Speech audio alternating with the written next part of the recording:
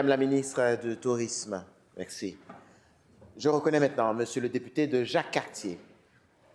Merci, Monsieur le Président. C'est vrai, Leonard Cohen a eu raison. Ça craque partout avec la CAQ, Monsieur le Président. Ça, c'est la réalité. Et c'est vrai, oui, there are cracks in the walls and the light is coming in. On peut penser à le Bigot, où il y a des cracks partout. Puis l'argent de la CAQ tombe dedans. Argent qui va jamais être bien utilisé. C'est pas grave. Elle sort.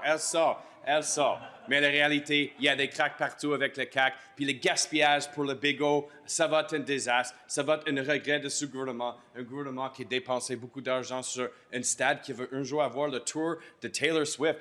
Bye-bye, Taylor Swift's already gone. The tour's over, Mr. Speaker, and it's not coming back. Et je vous garantis qu'elle va jamais jouer à le Bigot. Ça va être une perte d'argent qu'on était capable de peut-être utiliser sur des autres projets de la grande région de Montréal ou quand même ailleurs au Québec. Et où ça craque partout, Monsieur le Président, c'est sûr dans le système de santé. Ça va pas bien. There's no light coming in avec le système de santé présentement. Le système est mal géré de A à Z. On a créé le Santé Québec. On dépense des millions et des millions de dollars sur Santé Québec. Et c'est quoi les résultats? C'est quoi leur mission? On ne sait pas. Mais à ce stade ici, je sais que j'ai des gens dans mon comté présentement, Monsieur le Président, qui sont sur les listes d'attente pour avoir une colonoscopie. Une madame qui m'a écrit l'autre jour, elle doit attendre 8 à 9 mois. 8 à 9 mois pour un examen. Et présentement, elle a déjà des douleurs sévères. La réponse de le CIUS, bien, si vous n'aimez pas le processus présentement, faire une plainte. Ah, OK. C'est quoi la réponse de Santé Québec? On ne sait pas, là. Ils ne répondent pas à des députés.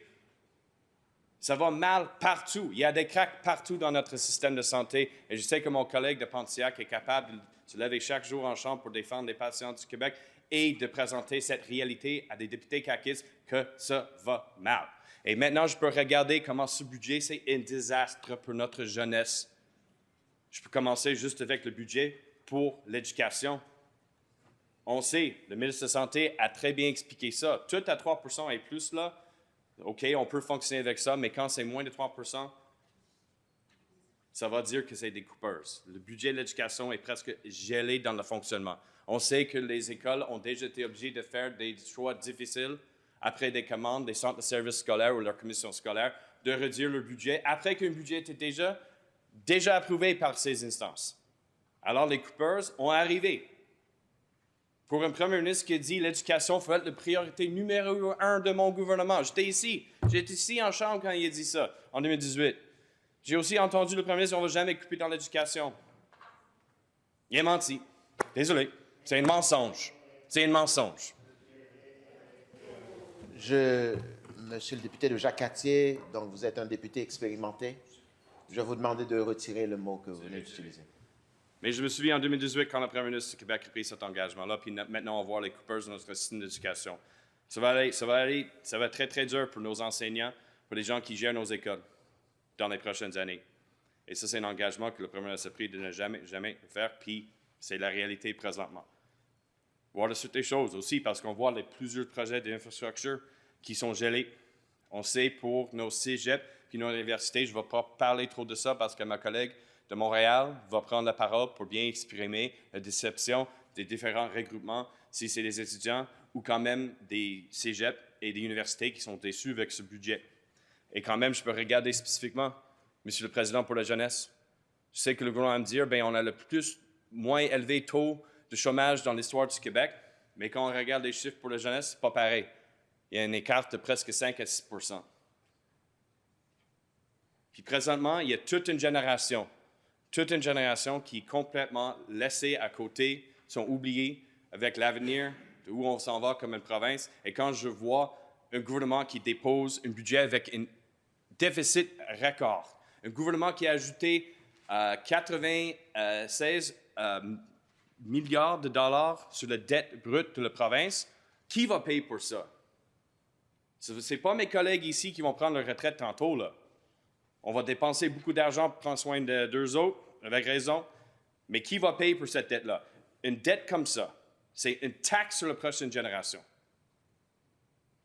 Ça, c'est la réalité. Quelqu'un doit payer un jour, et ça va être la prochaine génération. Eux autres ont la misère à acheter une maison. Eux autres ont la misère à trouver un emploi. Eux autres ont la misère à trouver un emploi qui Et c'est en lien directement avec qu'est-ce qu'ils ont étudié. Ils sont sous-employés, l'employabilité en général. On sait que ça, c'est leur réalité. Puis regarde ce qui se passe dans notre société présentement, un gouvernement qui perd des millions et des milliards de dollars, droite et gauche, à des différents projets qui ne marchent pas. Puis il dit, il n'y a rien qui marche pour moi. Les services ne marchent pas, ça craque partout. Mes impôts ont augmenté, les dépenses ont augmenté et j'ai moins des services. L'argent est allé où?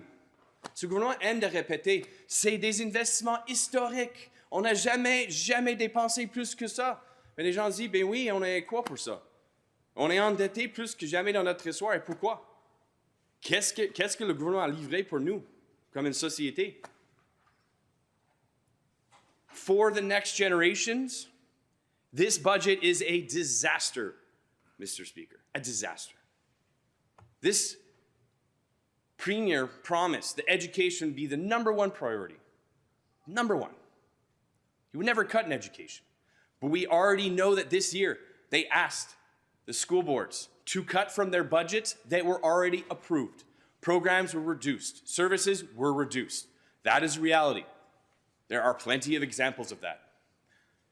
The next generation already is having trouble accessing a home, accessing a job that meets their degree, being properly employed. The unemployment rates are higher for them. And if we look even at the English-speaking community and the Allophone community, the numbers increase even further. And this government recently, to Yes Employment Services, this existed for over 30 years. In Montreal, which takes students from our universities and finds them a job, gives them the training that is necessary to work. They do stages. They do accompanying young people in those jobs. Help them learn French. The government just cut their budget by $460,000, 17% of their entire budget. For a government that's all about the economy and employing people, slap in the face to young people in the city of Montreal, and this historic debt. We can't just pretend that debt exists and you never have to come back, you never have to pay for it. This historic deficit created by this government is a tax on future generations. And at some point, those generations are struggling with a ton of issues, are going to have to answer for the terrible management of public finances by this government.